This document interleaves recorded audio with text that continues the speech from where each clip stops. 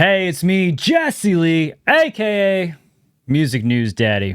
And this is going to be a weird episode of the podcast.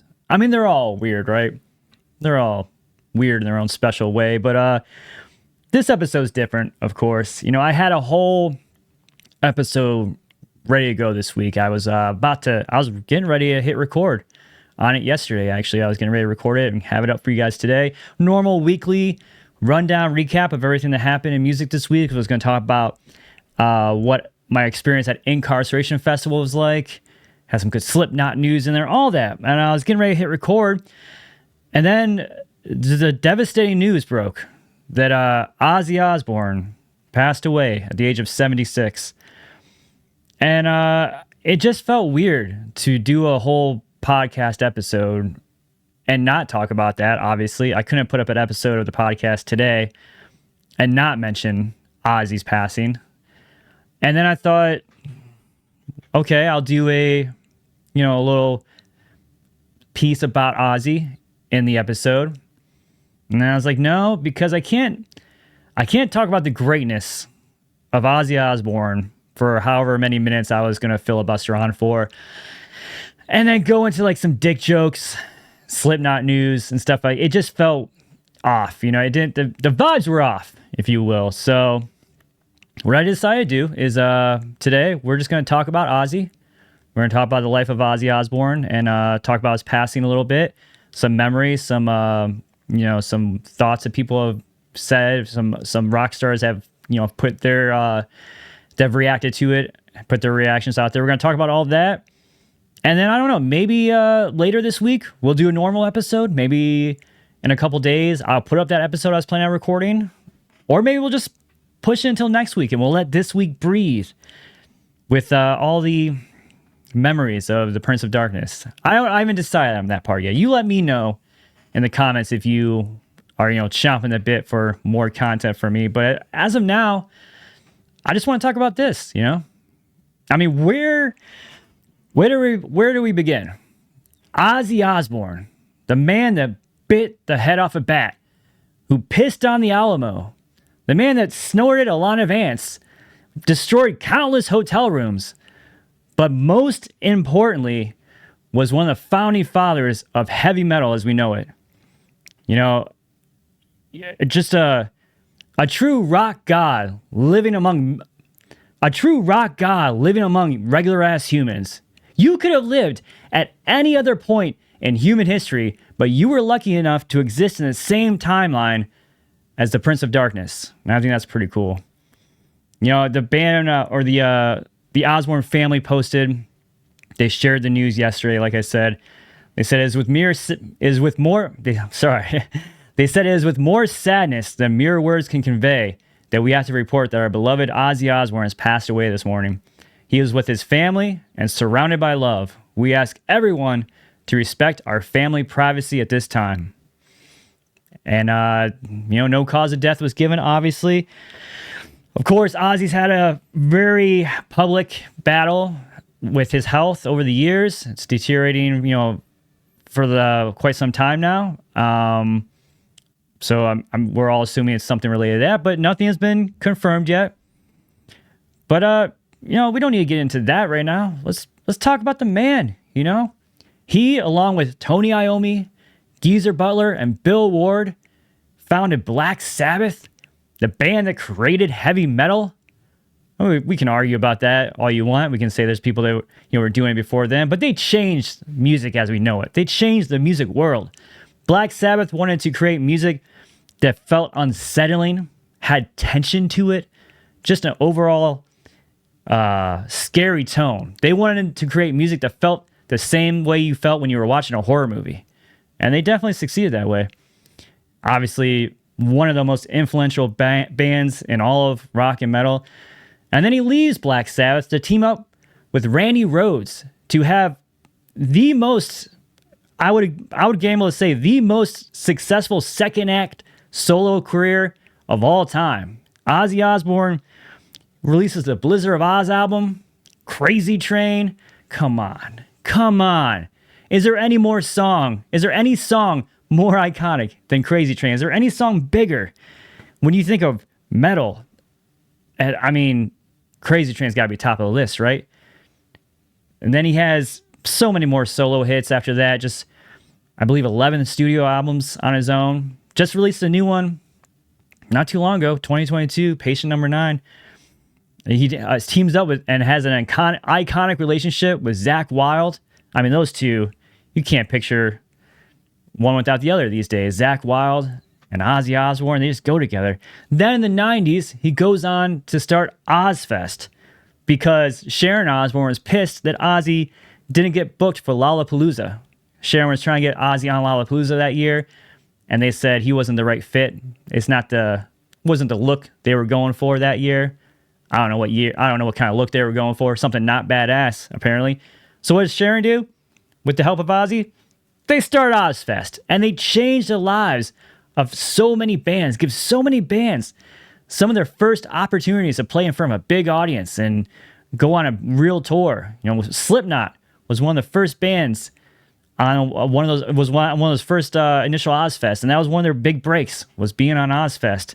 And then in the early 2000s, they launched the Osbournes TV show, really the first reality TV show. I mean, of course, there was Survivor and Big Brother and some stuff like that, but this was like the first reality TV show based around a celebrity family.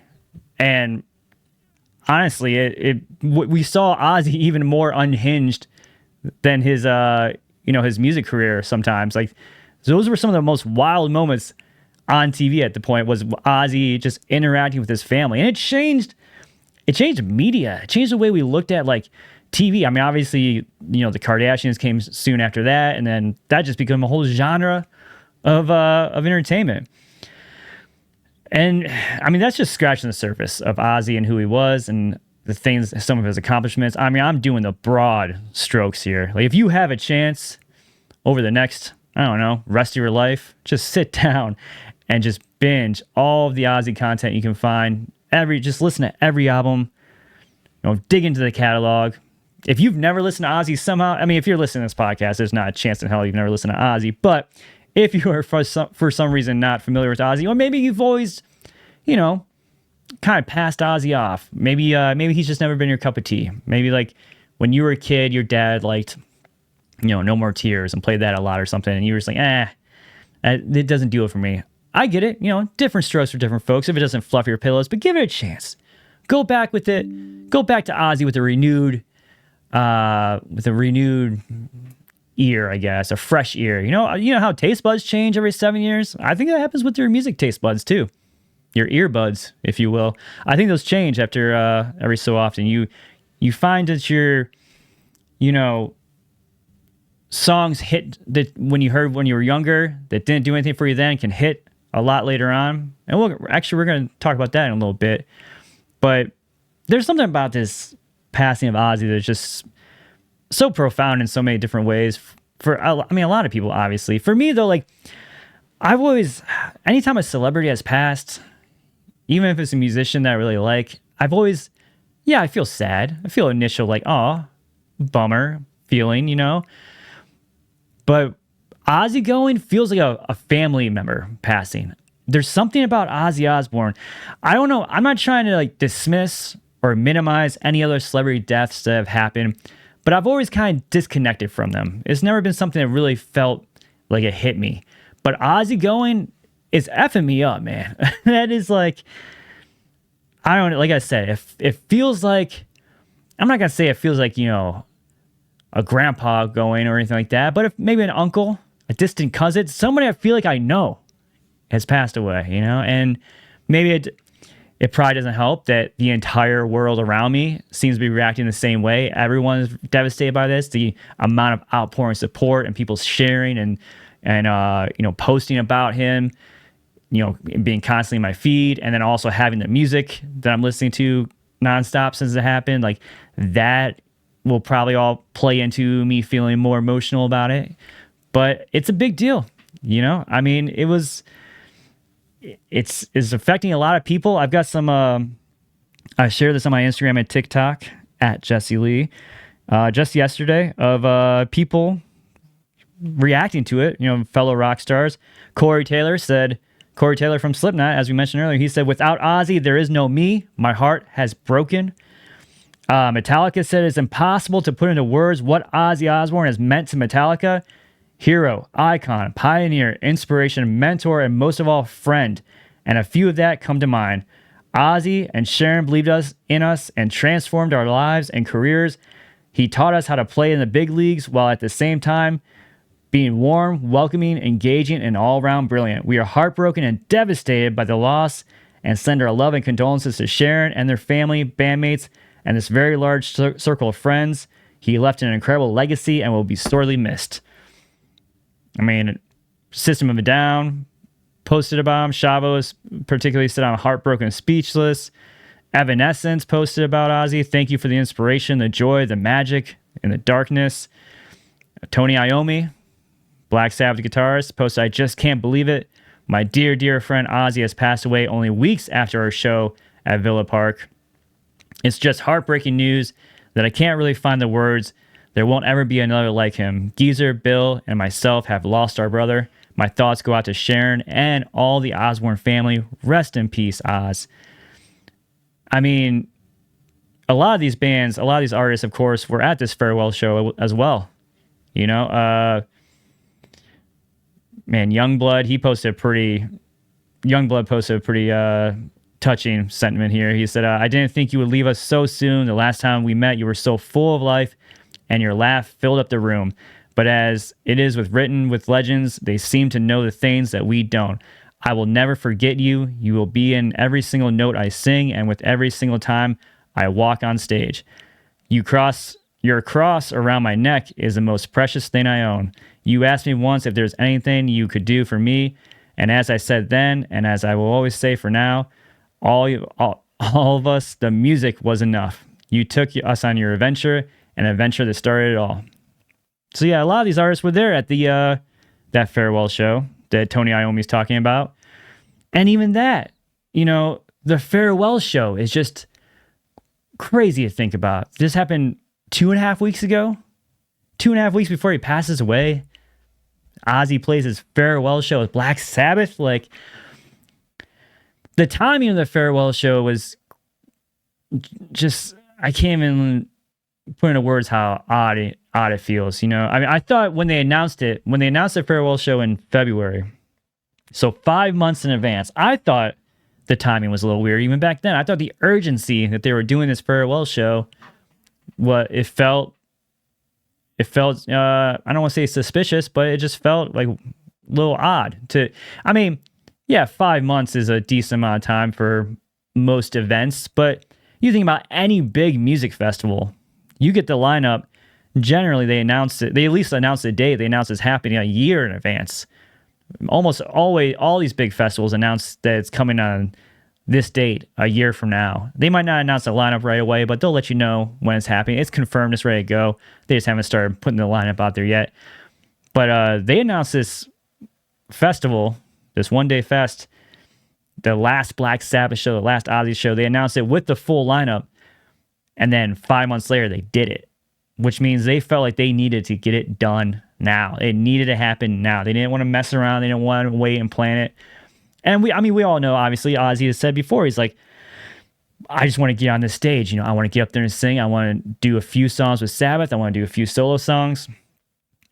And he knew that, you know, like his health was going downhill, and they all wanted to make sure they could get Ozzy on stage and do this one last time. So, you know, that's probably why it was so quick. That's why they got it going so fast. But it makes me wonder, like, did he know more than we even realized? Like, did he know that it was sooner than it was? I mean, he said no matter what, he was getting up there to sing those songs, and that's what he did. And you could hear when he was singing Mama, I'm Coming Home, which, going back to what I was talking about earlier, songs that didn't really hit when you were a kid, the songs that you really didn't like, resonating now with you when you're older, your earbuds changed, just like your taste buds. I never liked Mama, I'm Coming Home. I never got in that. Not that I have any problem with ballads, but I mean, that ballad just never did it for me. My wife loves that song. That's one of her favorite songs of all time. And, I've grown accustomed to it because of her, listening to it, vicariously through her.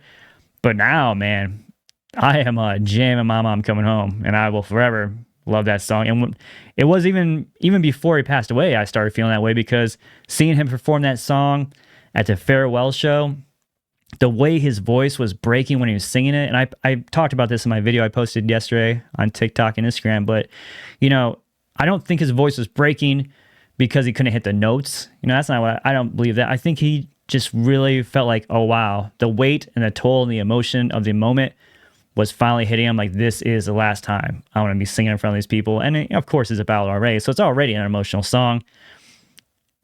But then I wonder, like, did he know that it was coming to an end soon? Was it even deeper than that? Like, did he know, like, my time is really running out, and this is not only my last time on stage, but this is my last time to be with all these people?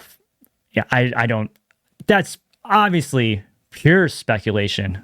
I'm not going to use the sound effect here to throw shit out there like we do every week, but this is just pure speculation. I mean, who knows? And in the end, it doesn't matter. Because all that matters is we got that last show. Ozzy got that last show. He got to get up there on stage with all his friends, all his family, play those songs one last time. I mean, what